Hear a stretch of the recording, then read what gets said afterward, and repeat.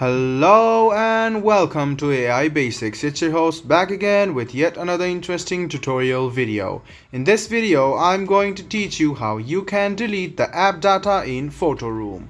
Go ahead and open Photoroom, which is on your phone. Now click on your content, which is on the bottom right hand corner of your screen. Tap on Preferences.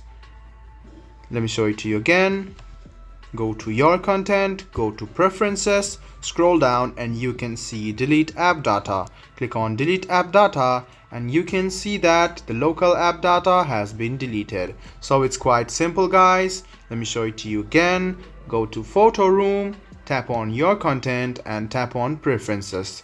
Scroll down and click Delete App Data and your local app data will be deleted.